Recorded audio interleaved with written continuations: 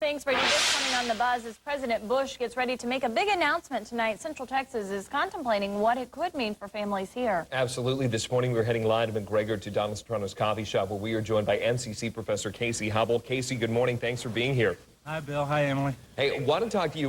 Last week, when President Bush first started making these rumblings about a planned gradual troop withdrawal, there were a lot of people who were shocked, and there were a lot of people who said it's about time. Politically speaking, what was your reaction to that announcement?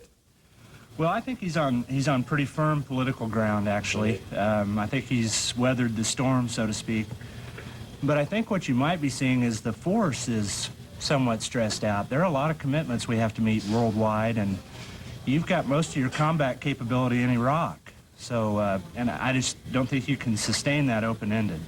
And when we're talking about the troops, we hate to even bring up anything about the presidential election in 2008. We feel like they should be two different issues, but the Iraq and the level of troops, there has been a hot topic for a lot of the presidential candidates. How could this troop withdrawal affect their current debates? Well, probably, you know, the president, as chief of his party, has to leave the party in good shape for the presidential election coming up. So you want to have some resolution here. A significant troop pullback probably would help politically, but I just don't know if it's feasible. I think, you know, even at 180,000 troops in Iraq, you're stressed to meet your commitments, especially with the British pulling out of Basra, the British and the Poles pulling out of Basra, the Australians talking about reducing their force commitment. You've basically got 180,000 troops to stabilize a country the size of Texas, 20 million population. It's going to be very difficult. So I don't think practically that it really can be done and leaving Iraq in good shape. You don't want Iraq in turmoil when your party's president's running and campaigning either. So it's a tough situation for the president.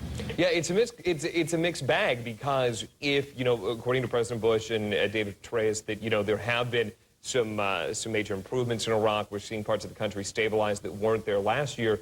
Then you kind of start to wonder, if we withdraw troops, does that then put that progress at risk?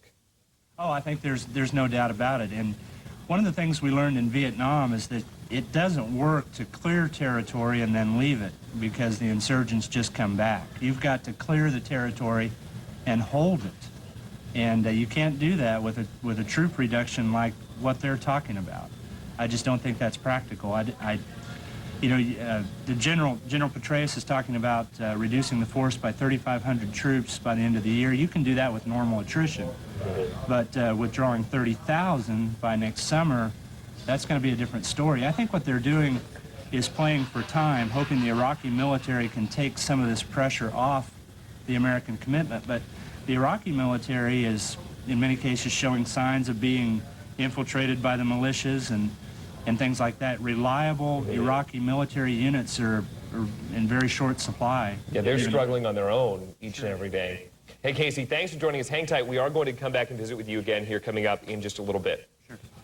And stay with Buzz this morning, where we are heading live to Donald Soprano's coffee shop in McGregor to interview MCC professor and military analyst Casey Hubble. Casey, again, thanks for joining us this morning. Sure. I know a little bit ago we talked about the future of the war in Iraq, and I think it's interesting to know, we were just watching that story, hearing from a military wife who said something that is probably going through the minds of a lot of Americans, which is things change every day. So we can start planning, but obviously it's very difficult to see into the future and see what the situation in Iraq is going to be like next summer. Oh, sure, I agree. The dynamics of the Middle East are changing every day, you know, and what we really don't take into account is that there's an overall strategy here from the enemy side, from the fundamentalist side, and that's, you know, to destabilize the region. So we don't know what the Palestinians are going to do. We don't know what Hezbollah is going to do, or Hamas, or Al-Aqsa Martyrs Brigade, or any of the rest of them, to throw the region into chaos. If you have a regional war with Israel and Palestine and Syria and possibly Egypt, it's going to be very difficult to sustain the force in Iraq and to sustain the support that is there for Americans to be there on an open-ended basis. So yeah, I think we've seen over the last couple of decades, obviously, we know that this is a very contentious part of the world. Sure.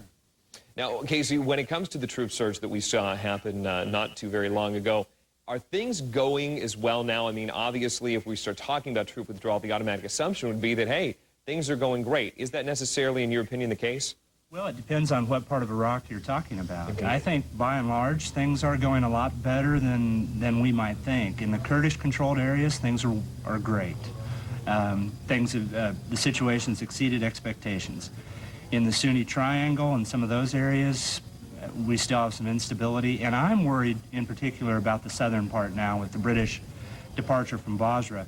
What we're hearing out of Basra is that Muqtada al-Sadr's Mahdi militia may be in de facto control of Iraq's only deep-water port. So, you know, it's kind of a mixed bag in Iraq, but I think by and large it's better than we perceive. Yeah, it certainly is a situation that, you know, I keep going back to that. It changes each and every day. It's going to be interesting to see how this plays out, and it's going to be interesting to see what President Bush has to say tonight. Yes, it is. I think he's going to try and make it a little more clear to Americans why we're there. I think he needs to talk about what we're really trying to do in the region versus Iraq, trying to plant a seed of democracy, maybe compare it to the Marshall Plan and rebuilding the region, starting with Iraq, and hoping that it spreads. He needs to talk about things that Americans can understand, I think, instead of repeating some of the things he's been talking about for years now. Yeah, like you said, what's going on beyond the borders of just Iraq. Casey Hubble, we certainly appreciate your time this morning. Casey, thank you for joining us. Bill, Emily, thank you. All right, Emily, let's go back over to you.